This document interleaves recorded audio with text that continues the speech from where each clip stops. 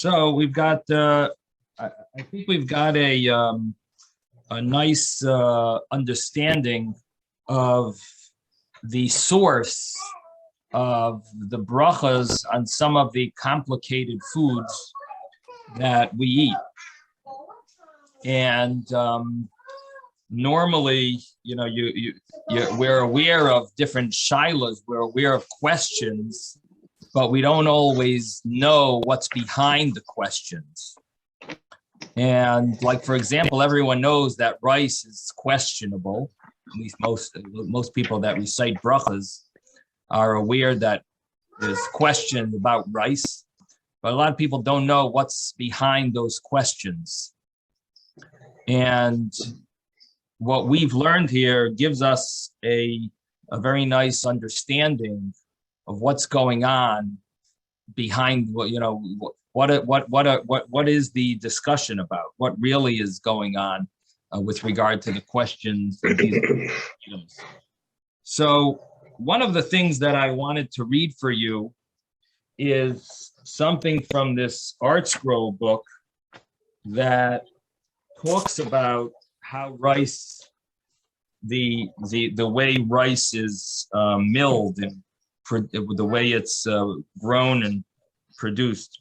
So rice grains, rice is available today in two forms. Rice is produced in two forms. There's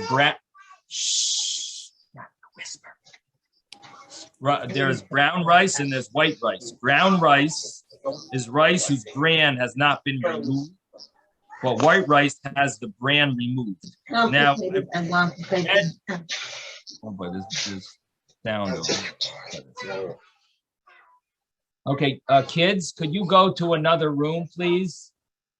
Kids, could you go to a different room, like the kitchen? Thank you. So the brown rice and the white rice. Now, keep in mind that after they harvest the rice does have some type of a shell. First, you have to remove that husk. Once they remove the husk, then you have the bran. The bran is what makes it brown rice. But people don't really like the brown rice, too healthy.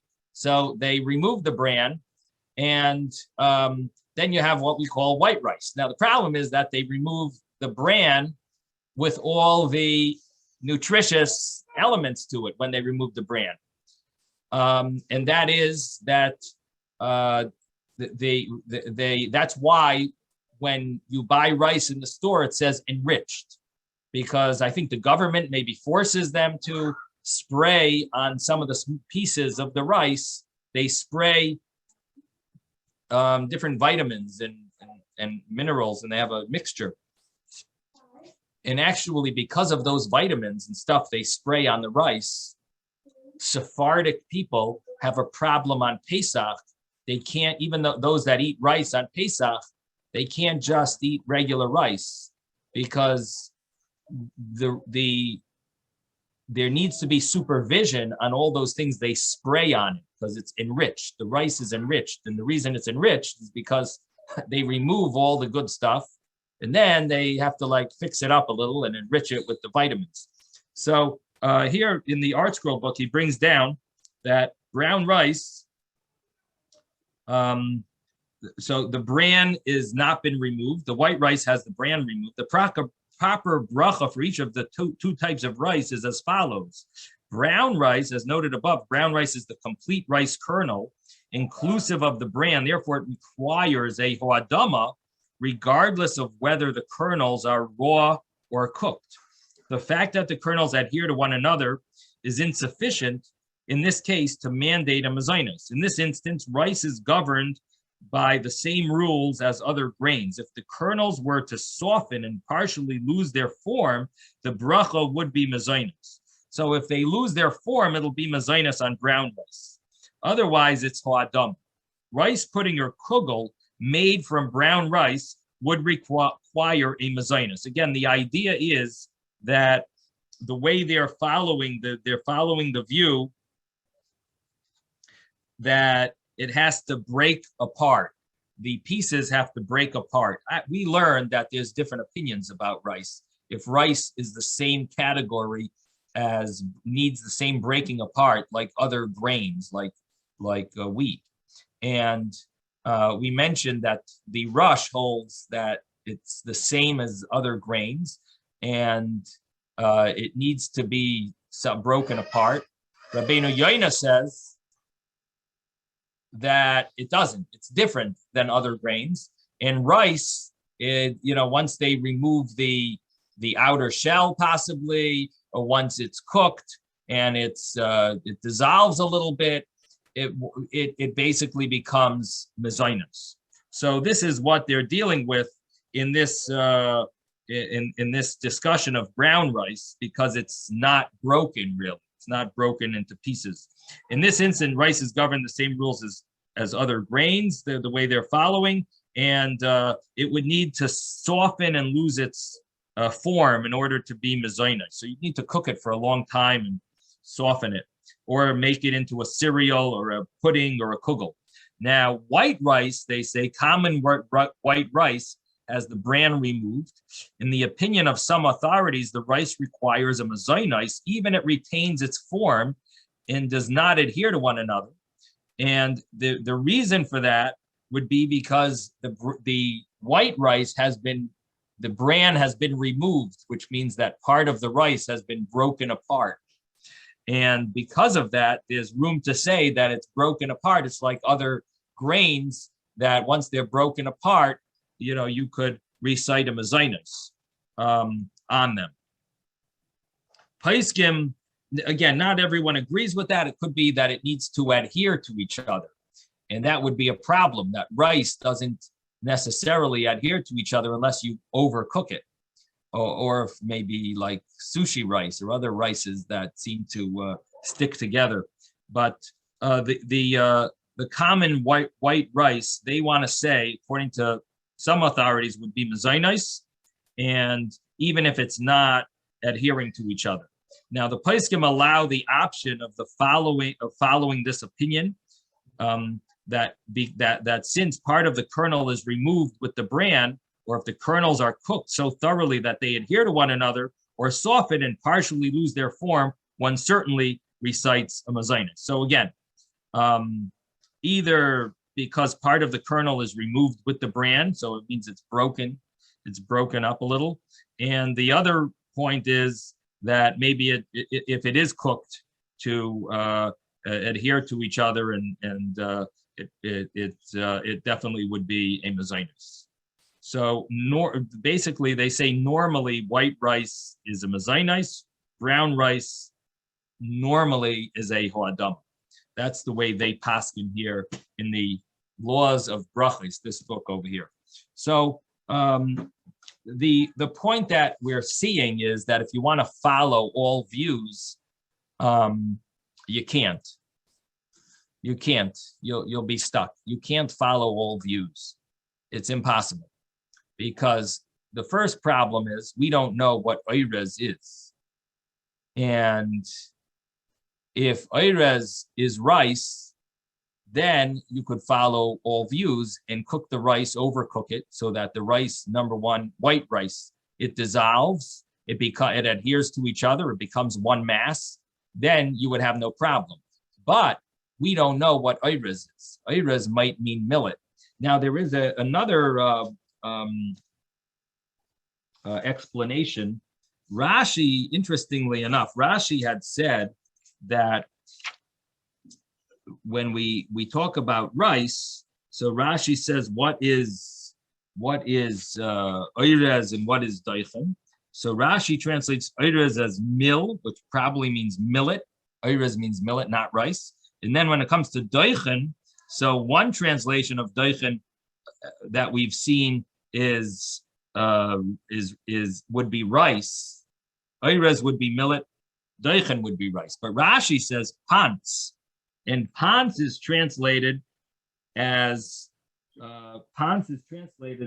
panic grass. Anyone heard of that? Panic grass? Let me just.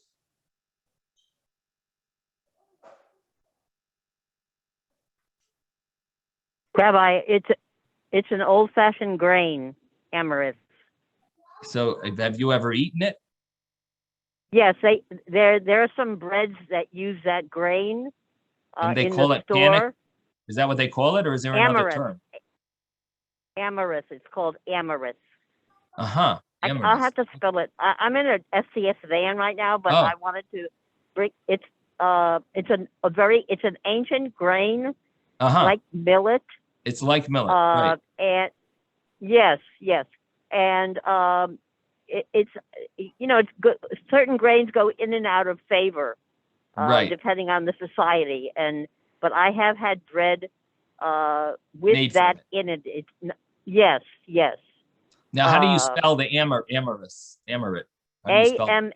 Amarath, I believe. Amaranth. Uh-huh. Amaranth. Okay. I have to look it up. Yeah. When I get home, I'll be on the computer and I'll be able to put Right. it on the chat. Okay, fine. All right. So I just wanted thank to you. bring it to your attention. Well, Okay, that's problem. what I was looking for. Yeah, thank you. I was wondering if anyone knew about Okay, this. no problem. All right, I'm going to go back to mute. All right. So thank you. So the point that I'm making is that there are different opinions among the commentaries as to what is Eirez, what is Deichen. And Rabbi Smith? Yes. Rabbi Smith? Yes, I'm listening. Amaranth is spelled, I believe, with a Y, Amaryynth. Okay.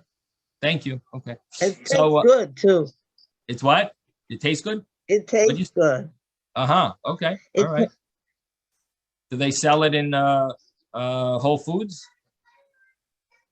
Well, I have occasionally seen it in Whole Foods. I haven't been there recently. All right. Well, in any event, amaranth. Yeah. So in any event, so it could be that is what Deichen is. According to Rashi, that's what Deichen is. Now, it's very similar to millet. So it's interesting in Shulchan Aruch, in the Torah Shulchan Aruch, he brings down, he says, so what bracha? In other words, they want to follow, let's say, that Eirez in Deichen either means rice or millet. So if, according to that, what would you do with the panic grass? Now, panic grass is also seemingly a similar type of grain. Again, it's not from the main grains. It's not wheat, barley, and oats and rye spelt. But what would be the law with that grain? So they go through a discussion among the commentaries of the Jewish law, among the ones that try to help decide the law. What would we do with that grain? Can we fit it into the same category as Eirez and Deichen? So, number one, we have to remember that Eirez and Deichen itself is a big argument. It's a big debate. Is Eirez and Deichen in the same category? And the reason why there's a debate, and this is very important to know, why is there a debate? Isn't Deichen the same as Eirez? Well, one of the reasons why there's a debate that maybe Eirez and Deichen have different laws, one of the reasons is because the brisa that mentions Hakoises es hachita mentions Hakoises es ha'eirez, and it doesn't mention Deichen. So because of that, there's room to say that Deichen may have a different law than Eirez. That's one source. Deichen and Eirez may have different laws. So again, if we're going to translate Eirez as rice, Deichen as millet, then Eirez would be the mezainis, millet would be not a mezainis, would be a hoadama. If we're going to translate the opposite, millet would be the mezainis, and Deichen and rice would be the hoadama. So again, we're not sure what the Gemara is referring to when it says Eirez and Deichen, and now we have a third option that it might mean panic grass. So we've got so that's one source. Now that source is not that reason is a little complicated to say, because that reason to differentiate between Eirez and Deichen doesn't seem to fit later, because later on the Gemara says that it brings a brisa and it brings this argument, and it says Reb Yehuda says anything from the Shivas Haminim, it's not a Mindagon, or you didn't make it. he says, Kigoin pas oires v'doichen. And there he says, Rabbi Gamliel says, bracha achas chachamim say v'loy klum. So there, it does put them in the same category. And the reason, although it doesn't tell us the first bracha, it definitely makes it clear the final bracha is the final bracha is a bari nefashos. So that brisa seems to put them in the same category. It's not a full proof because it doesn't say the first bracha, and that's really what we're debating: is what is the first bracha? Is it mezainos? But the brisa earlier says hakaisis says ha'oirez, and it doesn't say doichen. And there it talks about if you grind it and you cook it, you bake it, and you cook it. So there's a case. So the law would be mezainos. Now, Rabbi Yochanan ben Nuri says that oirez is a min dagar. So this is a source that oirez and doichen is very different. I put my filthy feet on there. Don't do that. Yeah, really, I'm sorry. Okay. The people should be aware that everyone is listening to their background. So so this is the second. So I gave you a little source why oirez and doichen. What's the source in the Talmud that oirez and doichen is different? And I said maybe because the brisa only says oirez and doesn't say doichen in that brisa, and it talks about the first bracha, and it says that it's mezainas, and it mentions only the case of oirez. Now, that is questionable if that's a good proof. They discuss if maybe it's not such a good proof. But then the next source is another proof, and that is that Rabbi Yochanan ben Nuri mentions that oirez is a min dagar. Oirez is a type of grain, and he wants to put it in the same category as the other 5 grains. Now, what does he say about doichen? He doesn't. He doesn't include doichen as one of the 5 grains. Rabbi Yochanan ben Nuri says oirez is one of the 5 grains, doichen isn't. Now, we don't paskin like Rabbi Yochanan ben Nuri, but what we see from his view is very, very significant, and that is that oirez is different than doichen. And if he holds that oirez is the only thing that can be called a grain, then if we want to make a mezainos and we have a reason to make a mezainos on oirez, it's not necessarily going to carry over to doichen. Not necessarily, because maybe doichen is different, as Rabbi Yochanan ben Nuri clearly holds. He says specifically oirez is one of the main grains, and you're chayav on Pesach. You can eat matzah out of oirez. So it could be that oirez is very different than doichen, and we found now a source in the Gemara. Why oirez is where do we see oirez is different? Rabbi Yochanan ben Nuri, his view about oirez, he has a very extreme view about oirez, but he doesn't consider doichen in the same category. So that is a very solid proof that there's room to differentiate between the two. Now, of course, we can then discuss what is the difference between millet and rice. Why would rice be more of a grain than millet? And that's something to try to work out. Of course, it would be easier if we knew how millet grew and we knew how rice grew. That might help us to know the nutritious values of the two. But going along those lines, there are rabbis that say there's a difference between oirez and doichen, and there are rabbis that say they'll have the same law, oirez and doichen. And some rabbis say, look, the brises keep putting them together, and some of the brises, they're putting them together. That's enough of a reason to say they're all the same. We don't hold like Rabbi Yochanan ben Nuri, and that's it. We hold like the rabbis, and oirez and doichen are all the same, and they're both mezainos. But even if you follow that, you're going to be stuck. What about panic grass? What about this amaranth? What bracha would be on that? Because that is not included in oirez or doichen. If you learn that one of them is rice and one of them is millet. Again, Rashi would hold panic grass. Seems like he holds doichen as pants, which seems to be this panic grass, amaranth. But then, according to him, what would the bracha be on rice? Then we're stuck. We don't know what the bracha would be on rice. And the problem in the Shulchan Aruch that the commentaries on the Shulchan Aruch have, like the Beis Yosef, deals with what would be in this panigu. Would it be the same bracha as this oirez and daichen, because it seems to be in a similar category? Or do we say no, oirez and daichen, that alone will get that bracha, and anything that's not exactly like them is off? And so the in the tour he writes,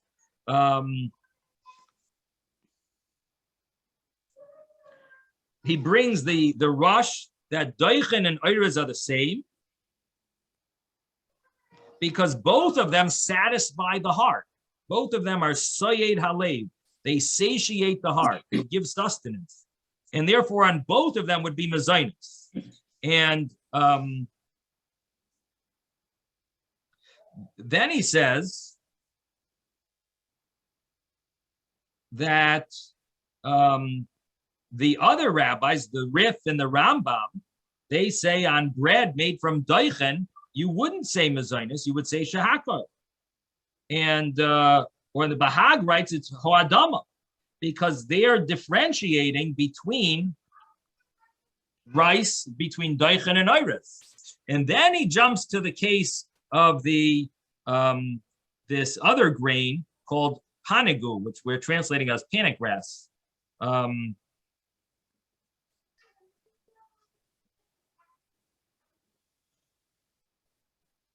And he brings from one source that you would say it would be in the same category, because it's also some type of a grain that sustains. And the only thing is, it's not mentioned there. Since it's not mentioned in the Brisa, maybe the other grains are not included.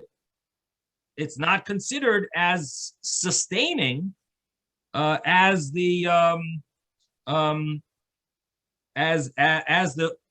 rice and millet, or whatever you're translating, or is it probably rice and millet would be the other two. Now the rush is the source of this. And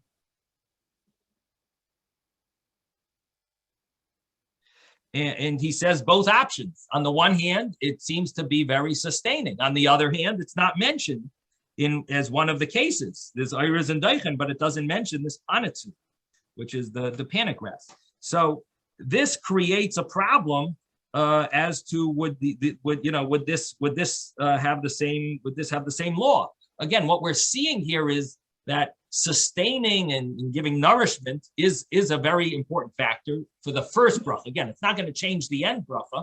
The end bracha will be shahakal, but the beginning bracha, it seems to have an effect, even though it's not from the 7 species, but it does have this mezan zaini. It's soyed halev. It gives it gives a nourishment to the heart. It gives it's satiating the heart. So this is one of the issues that we have. And again, because we don't know what oirez and daichen is, it really creates a problem. And then once you go deeper into the rice situation, even if rice is definitely mezainis, what stage does it become mezainis is the second part of that issue. What stage does it need to be one big mass like oatmeal, like porridge? Does it need to dissolve? And the same question would be with barley, because barley is one of those grains that we cook, but we don't dissolve it like oatmeal. It generally doesn't reach a state where it's one big mass. It sticks to each other. Unless it sticks to each other in a cholent, but a lot of soups, it doesn't. Right. Yeah. Sometimes, yes, maybe if it's a very thick soup and it's cooked for a long time, and then you don't have a problem. If it sticks to each other and it's one big mass, then it would be mezainos and al hamichya. But if it doesn't, that would be an issue. Let's take a look again. What do they say for barley soup here? Mezainos and al hamichya. So they're assuming that. But then they write clear with only a little barley on the soup shahakol, and they want to say on the barley mezainis, I guess because they're relying on the fact that it's pearled barley, and the pearled barley they're claiming is broken into pieces. So that gives room to It is because they took say out. that it would be considered similar to oatmeal because it's broken at least in pieces. So again, there's two elements to it. If you want to follow all views, it should not only be broken, but it should even be nisma'ich, which means dissolved and becomes like one mass. So that would be the way to get around the problem of barley, is if you cook it a long time. But rice, even if you get rid of the problem of that you're not sure how cooked it needs to be, you still, because there's more leniency with rice, because the rice is customarily not cooked until it dissolves, until it becomes a one big mass. Because of that, there's room to say that rice doesn't need to reach that level, and it becomes mezainis even before you reach that stage. And they want to say at least white rice should be good enough because it's broken down. And but brown rice, you would have that problem. So if you want to rely on the fact that rice is mezainis, at least try to cook it extra. If it's brown rice, try to cook it till it dissolves, and then you could follow all views. If you don't, you're creating an issue, and it probably would still be ha'adama. It would probably still be the bracha ha'adama because it hasn't dissolved and it hasn't been broken up into pieces. So these are some of the issues that different views, and at least you're now seeing why people stay away or they make brachas on other foods. Yes, Yehuda. Yeah, Moshe Feinstein had ruled that you say a mazonos, but you say a Brochos after. Yeah. So this is clear in the Gemara that we learned that the final bracha is bari nefashos. So we saw that the Gemara even we explained that there is a view of Rabbi Gamliel, but the rabbis argue and they say that it's bari nefashos, and we even had to fix one of the brisas that said ala michya after, and we fixed it to say that it's bari nefashos. The problem is that the after bracha is no issue. But there's also Everyone agrees that it's bari nefashos. yeah. The issue that we have is the first bracha on rice. So again, if you eat rice, you don't have an issue of the after bracha, because we follow the rabbis, and the after bracha is bari nefashos. But the beginning bracha is going to be an issue. It's an issue for many, many reasons. Number one is oirez and deichen, the same law. If it is, even if it is, it could be that the rice has to be cooked more to dissolve. And then you have the question, is oirez and deichen not the same law? And then maybe rice is not oirez, maybe rice is deichen. And according to that, it could be either ha'adama or shahako. Yes, yes, Ben. I wanted to say every plant or most plants have seeds. And it seems like dagan or grain is larger seeds and seeds that humans can eat, that are not poisonous or disturbing the human. But there is hundreds and hundreds of grasses and plants that have seeds that we don't collect because they're so small or they're not good for us. So here we are working. What is orez? Orez is something that we can eat, and it's large enough to be called a dagan if possible, but so it's probably what we are calling orez today. Otherwise, why would we call it orez? Where would the name come for it? Well, where would be the root for the orez today? Unless it's from forever, whenever it was called orez. I mean, it's hard to say that because, you have the rabbis arguing what oirez is. And some say it means millet, and some say it means, rice. So it's hard for us to say just because modern Hebrew chose one of them, that we're gonna say they must be right. You know what I mean? I mean, we have an argument among the rabbis, and modern but Hebrew has to choose one. They How chose many one. people are eating millet? Who cares? What does that have to do with anything? It's not. The it's rabbis not argue what iris and daichen is. What are you gonna do? Tell me a lot of people eat millet, so all of a sudden we'll call millet rice. If a lot of people ate Did millet, you- so then you want to decide that millet Did will you be hear iris of because a lot of dura? people eat it. Did you hear of a grain called dura? No. Oh. Okay, in Israel we feed it to the animals. Uh-huh. It comes in big sacks, and Right. it's a grain, a large grain, Uh-huh. as a matter of fact, about an eighth of an inch. Uh-huh. But we don't eat it. Uh-huh. It's just for the animals. Right. So I don't know. Mm-hmm. Mm-hmm. Okay, so what comes out from here is that it seems that they're concerned about millet and rice and possibly this panic grass. And these items will have questions of the first bracha. It doesn't seem like anyone, I've never seen it written anywhere that people should be concerned about other grains, other potential grains, like for example, kasha, quinoa. Seems that there, no one has any issue. In other words, no one's going to say that since these are quite sustaining foods and someone could live on kasha, you could live your whole life on kasha. But no one's going to say that that is in the same category as rice. No one's going to say that quinoa is in the same category as would seem. There's no question. It doesn't seem, I've never seen it brought in any halachic books that quinoa and kasha should fall into that category. It seems the only issue that they're dealing with is something that looks similar to millet, called this panic grass, and maybe that would be in the same category if you hold that, you know, that whatever daichen is or whatever iris, that maybe this would be in the same category. And but other than that, other than these three items, we're not really concerned about any other grain. And at least as far as I know, I mean, feel free to correct me if you find anything online that quinoa or kasha should be What mezainik. grain is kasha? But it's called buckwheat. Obviously, it's not wheat. It's not buckwheat. wheat, but it's a sustaining food. I mean, it Because seems like a food that you could live on. kasha farina. My Well, mother that, called it kasha. right. That's what No, you but cook. kasha is the typical kasha varnishkas. You remember kasha varnishkas? You never had kasha Yeah, varnishkas? So that's kasha. Okay. What did she call that? They sometimes call it kasha, Varnish. schwarze kasha.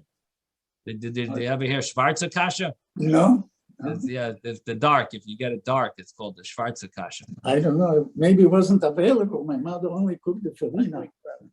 Right. I Anyway, would so imagine- I would imagine that really a lot of this has to do with what grew in the land of Israel at that time. That rice did grow there, though it wasn't a main grain. The other fives are. And then these other things that we're talking about, buckwheat or quinoa or amaranth or corn for that matter, were grains that grew in other parts of the world. So it wasn't part of their agricultural tradition. right. The interesting thing is that from a historical standpoint, until the 1400s, rice was not known anywhere but in the Middle East, but in the Far East. It wasn't known anywhere until only in the Far East.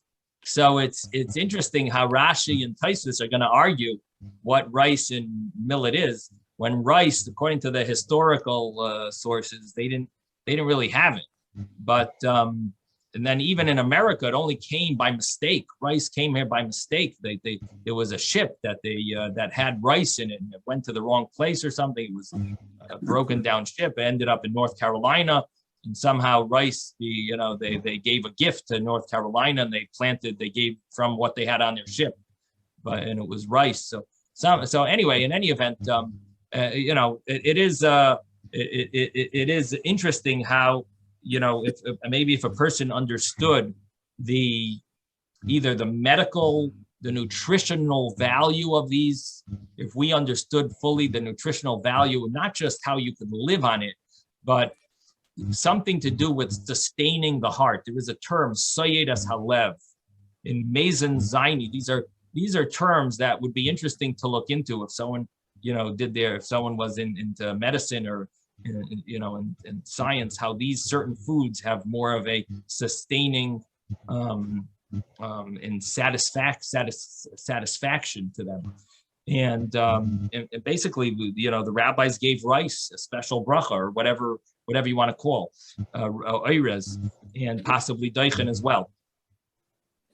So that really gives us a picture of rice. And then the next thing that was interesting that we have been talking about was the granola bar. And there's a lot of articles written about the granola. We mentioned that in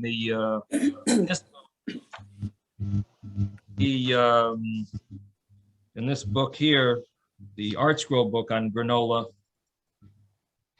he says if the oat particles adhere to one another, mezainos, if they don't, ho'adama. And we mentioned that there's a big question, if you do recite a ho'adama, what would be the after bracha? Because the after bracha might deserve to be on grain. The after bracha maybe should be a al hamichya after bracha, because you're eating the grain. It's one of the 7 species. It deserves a proper after bracha of al hamichya, type of after bracha. And you would have to switch it. It's not called michya until it's made into bread or into porridge, but maybe you would recite it.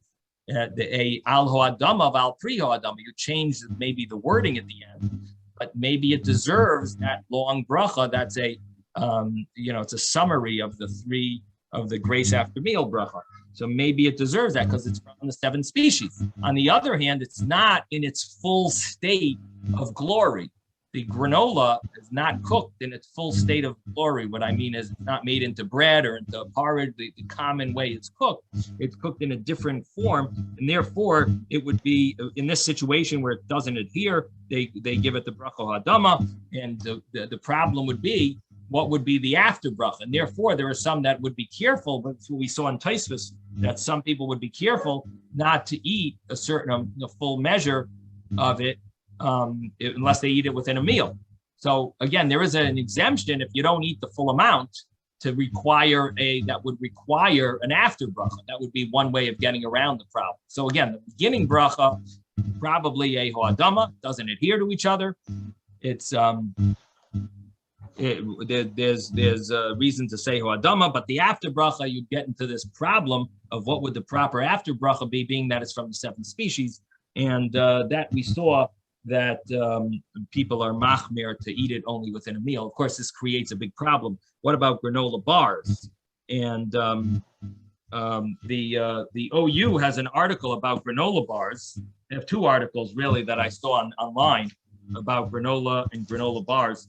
And they write in their short article, they write, the Shulchan Aruch writes that if one were to eat raw or toasted kernels of the 5 grains, there's a question of what the bracha achreina should be. And Tosfos cites an opinion that the bracha achreina is al ho'adama val pri ho'adama. Again, we saw the source of this it's the Tosfos. And however, the consensus of the Poskim is that we do not recite this bracha of al ho'adama val pri ho'adama, meaning we don't change around the after bracha called al hamichya to fit. A lot of background noise. What's going on? Okay, I just fixed that. Now, the Poskim, they say that we don't recite this after bracha al adama al pri adama. Instead, we just do bari nefashos. But nevertheless, the Shulchan Aruch says one should avoid eating a kazayas, the size of an olive, of this type of grain, roasted or raw or toasted oats. You shouldn't eat it within a time period of Kedei Achilas Pras, which according to Reb Moshe would be 4.5 minutes. So what would that mean for a granola bar? So they say if one ate 1.5 Nature Valley granola bars, they normally come 2 in a package. So he will have eaten more than a kazayas of granola, but less than a kezias of oats, because in the granola bar, there's more than oats there. So accordingly, he would recite a bar nefashis according to all opinions. So one of the ways out that they say is if you eat only 1.5 granola bars, accordingly, he would recite a bar nefashis according to all opinions. Now, I have to be honest with you, doesn't fit every single view. It fits all the views that they're concerned about. There is another view that says that you look at the entire granola bar, not just the oat part of the granola bar. They're looking only at the oat part of the granola bar. And so if you would eat less than if you want to follow that view, you would have to eat less than 1.5. Now, if one eats more than 1.5 granola bars, then the way to do it, Moshe, could you mute yourself? There's a lot of background noise, and I'll get to your questions soon. Thank you. So, no, there's still a lot of noise. Let's see. Okay, yeah, looks good now. So they say that if you want to eat more than 1.5 granola bars, what you should do is you should wait every 4.5 minutes and only eat less than that in every 4. You eat 1.5 in every 4.5 minutes. According to Rav Moshe, according to him, that's the amount of time. There are different views. The exact amount of time do you need to wait? 3 minutes, 2 or 3 minutes, 4.5 minutes. There's a view of 9 minutes, but that's these are the different views. Now, if one wants to eat more than 1.5, so he should wait every 4.5 minutes, have 1.5 bars. Now, after the fact, if one did eat more than 1.5 bars in a span of 4.5 minutes, a bari nefashis would be recited. That's the way they conclude. So what I'm mentioning to you is there is one other view that they're not taking into consideration, and that is that it could be that the measure of 1.5 granola bars is a little big, because it's more than a size of a olive. Now, if you look at their larger article, they have a larger article. Again, these are all available online, but this is what we're learning here. And so they go through the process. How is granola made? They tell you that there's whole grain that are first cooked until softened and then rolled into flat flakes. Then they are combined with sugar, oil, and syrup and baked. Now, the Mishnah Brura states that if grain are reduced and broken down in the cooking process, even if they were introduced whole, one should recite mezainos. But the granola bar grain appears to remain whole. And therefore, the Shulchan Aruch says that on whole toasted grain, the proper bracha is bar piyadama. In many granola bars, the oats actually comprise of less than 50% of the volume of the bar. The majority of ingredients are those on which one would recite a shahak. Nevertheless, Rabbi Belsky and Rabbi Schachter have said the proper bracha rishayna to be recited when eating a granola bar is beirei pri ha'adama. So that is interesting to note. The oats are clearly considered the main part of the food. All the other ingredients are called tafel, secondary. We should therefore follow the regular rules of ikar and tafel, recite a ha'adama as the first bracha. Some poskim, however, consider the cooking process together with the subsequent baking to be like a porridge. They posit that through all the cooking and baking, the grains must be partially broken down, and the proper bracha should be mezainos. Whether one recites ha'adama or mezainos, either way, one would be yotzei b'diavad. In other words, either bracha, you fulfill the mitzvah after the fact anyway. The disagreement is what should a person do. So again, the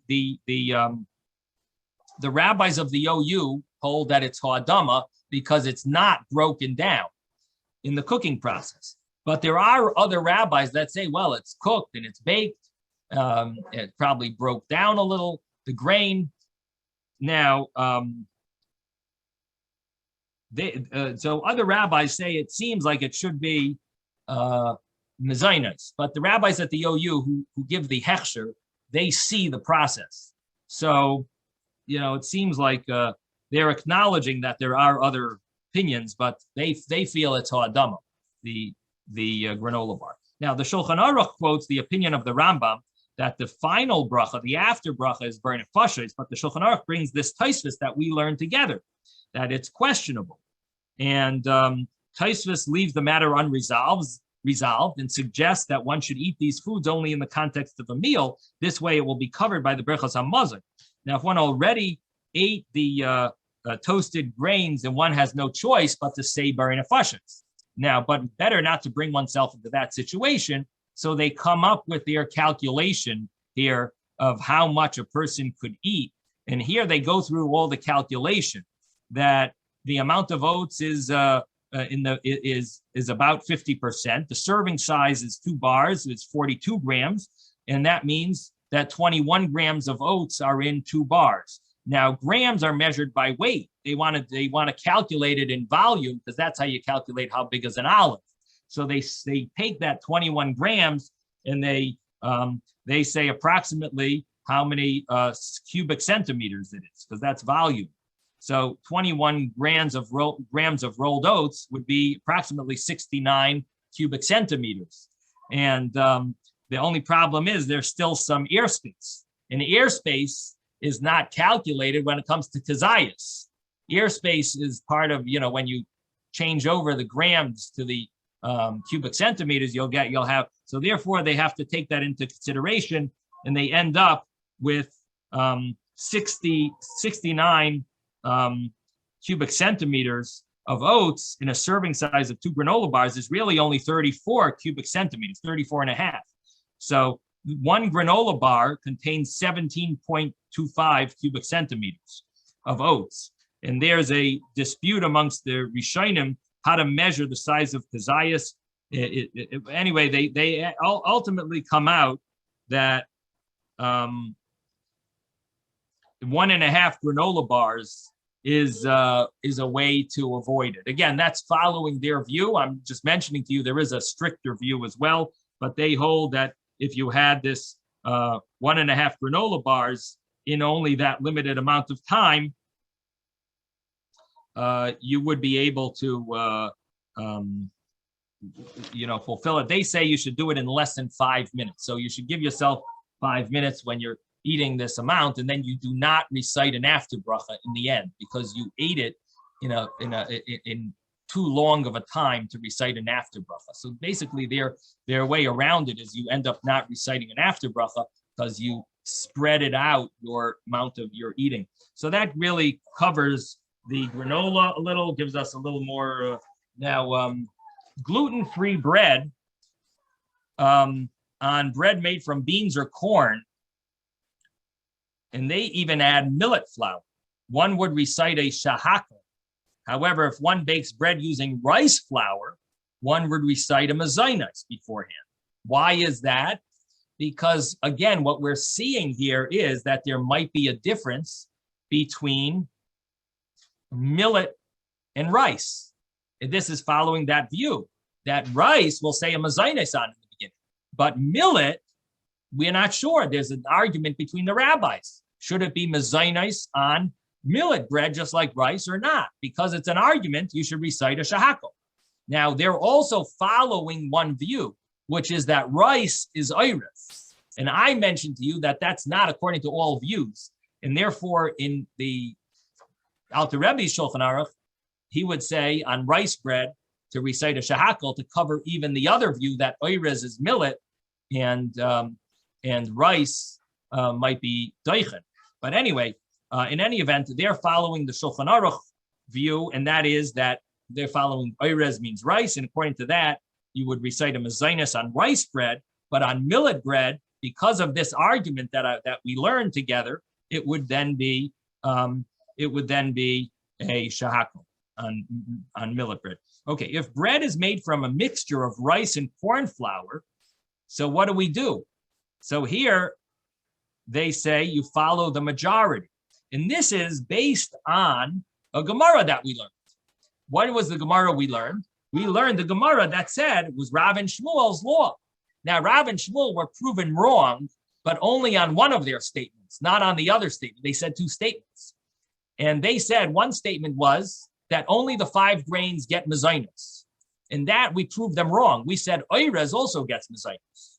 We don't know what Oirez is, right? But we said Oirez gets mezainis. So we proved them wrong. But they said a second statement. And the second statement they said was revolutionary. What they said was that the 5 grains, anything that has in it the 5 grains, mezainis automatically. Even though it's not the majority of what's in it. Even if it's a minority of stuff, if it has in it from the 5 grains, it gets mezainis. What does that imply? That rice that's in a minority would not get mezainis, even though rice or oirez would get the bracha mezainis. But if it's only a minority, so again, let's say you have bread made from oat flour and millet flour. If you made bread from oat flour and millet flour, and it's only a minority of oat flour in a majority of millet flour, the bracha would be hamaitzi, because the 5 grains are always the main, they become the main thing if they're mixed with other items. But anything else, when it's mixed, you go by majority and minority. So rice is going to follow the law of majority of minority. That's Rav and Shmuel's law that we learned. So we learned this law. Now we see it in the Shulchan Aruch here. And I'm reading from another article, what bracha is for gluten-free bread. And in this article, they mention that if you have a mixture of bread made from mixture of rice and corn flour, what do you think the law will be? It depends on what is the majority. Now, if I asked you, what about corn flour and oat flour, you would say automatically hamaitzi. But if you the mixture of corn and rice, now we got to follow Rav and Shmuel's law that that rule only applies to 5 grains. Anything else like rice, you go by majority. So if there is more corn flour, the bracha would be shahako. If one adds gluten-free oat flour for taste, now you have oat flour added. If it's added for taste, not for consistency, the bracha becomes hamaitzi. Why? Because again, Rav and Shmuel's law, that 5 grains, we don't care what's the majority and what's the minority. This is that law that we learned from Rav and Shmuel. So it becomes hamaitzi. And however, in order to be able to recite the full benching afterwards, you might have an issue, because in order to recite the full Berachas Hamazon, grace after meal afterwards, you can't just have a tiny amount of oat flour and say, oh, it's hamaitzi. There's a measure that it has to follow. The way they follow is that you have to eat a kazayas of oats. There is one other view that at least the oats have to be 1/6 of the consistency. So if oats make up 1/6, that would be another view. They don't mention it here, but that's another view, that as long as the oats are 1/6 and you ate 1 kazayas of the bread, you would be able to recite the Berachas Hamazon. But they're following the more stricter view, and that means you have to eat a kazayas, an olive size of oats itself. So the amount you ate within a certain amount of time, you would need to have eaten that amount of oats within a certain. For example, if the bread is made of 2 cups of corn flour, 1 cup of oat flour, so it would not be enough to eat 1 kazayas of bread in order to bench. Instead, one would need to eat 3 kazasim, 3 egg size, 3 sizes, 3 kazasim, 3 olive sizes of bread. Because if you ate 3 olive sizes of bread, how much oat flour did you eat? 1 olive size. How much corn flour did you eat? 2 olive sizes. So you need to have at least 1 olive size of corn flour in order to recite the grace after meal. And you have to eat it within a certain amount of time. They say under 3 minutes. They want to follow 3 minutes because it depends on the food. And this food is eaten very fast. You eat a large amount. So they say you have to eat it within 3 minutes in order, at least l'chatchila preferably, in order to recite grace after meal. So if you ever eat these breads that are a mixture of grain and non-grain, you have to reevaluate what the final bracha will be. Yes, Moshe. Rabbi, Yes. Here's something interesting. They talk about buckwheat muffins with flour of 5 principal species is mesonote, al-hamachia, if the kazayat, the 5 principal species flour eaten within a kadayat process 2 to 9 minutes. Otherwise, one says orei nefashot. And then it talks about buckwheat muffins without flour of 5 principal species, sha'akol, orei. So what you're saying, I think, falls within this category. Am I correct? And then it has a reasoning sha'akol because buckwheat no longer has its original form. And then they talk about buckwheat pancakes, and it goes on. But these three products here, seem to fall within what you're saying. Am I correct? What I'm hearing from you actually is an important point, and that is that I missed out one thing. On granola bars, if one ate, that small amount,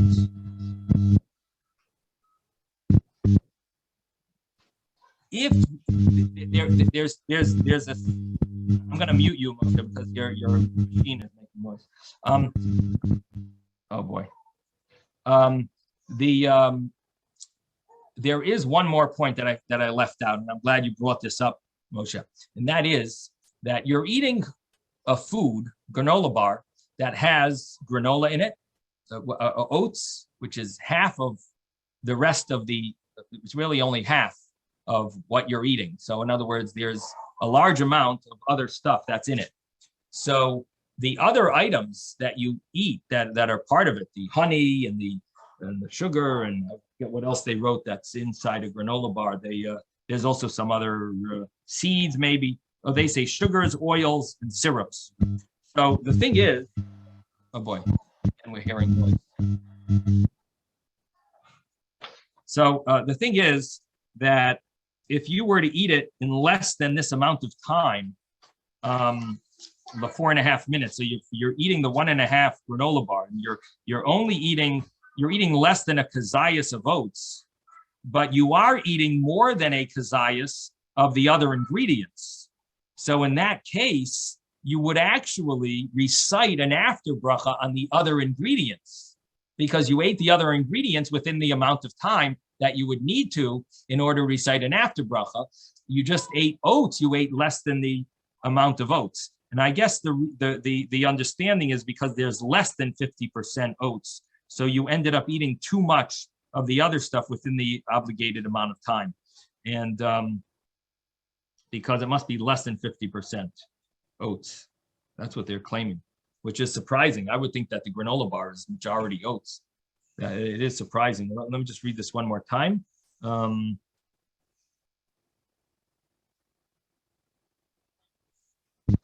Rabbi?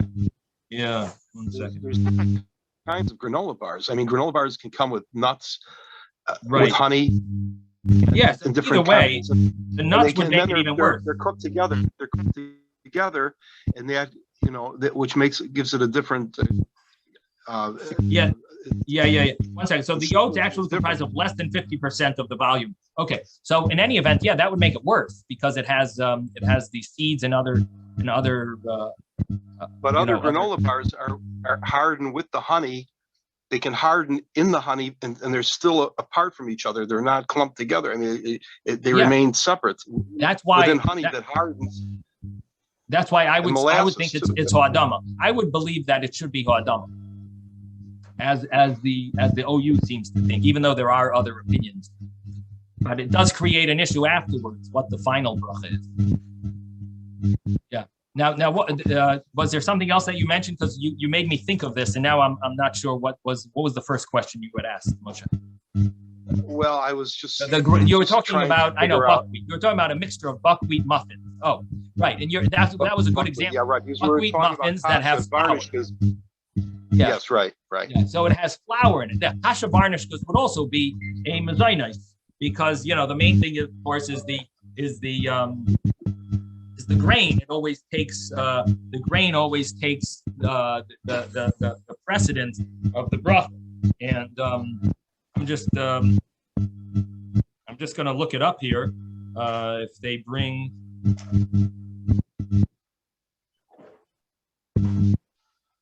Yeah, they also don't tell you to recite a bracha on the buckwheat.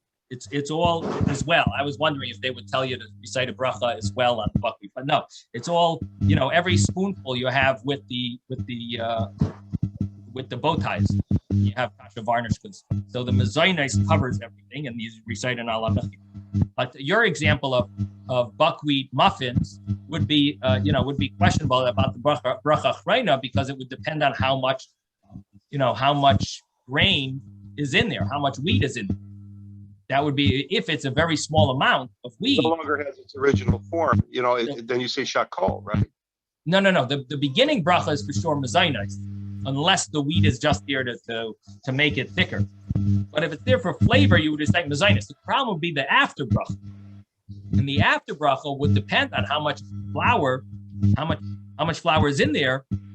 It could be that the after bracha you would say bar nefashos, because you're going to be reciting a bracha for the after bracha on the buckwheat part, not for the flour, because the flour you didn't eat enough of.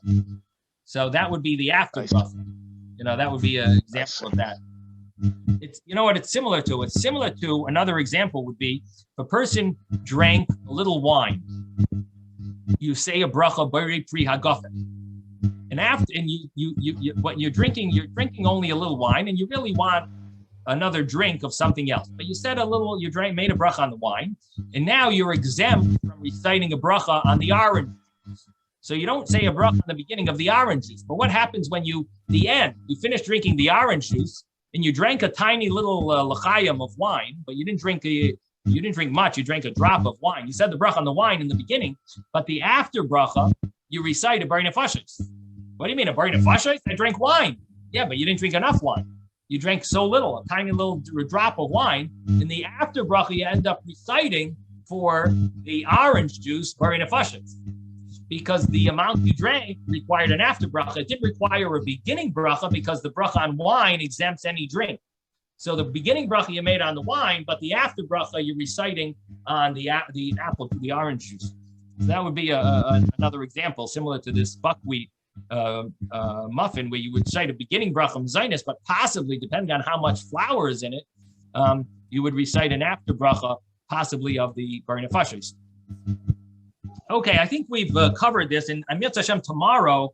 Of course, there's class this afternoon, but tomorrow in the Gemara, I hope to start maybe the next piece of Gemara. Bez Hashem. Okay, thank you for participating. Sei gesund, everyone.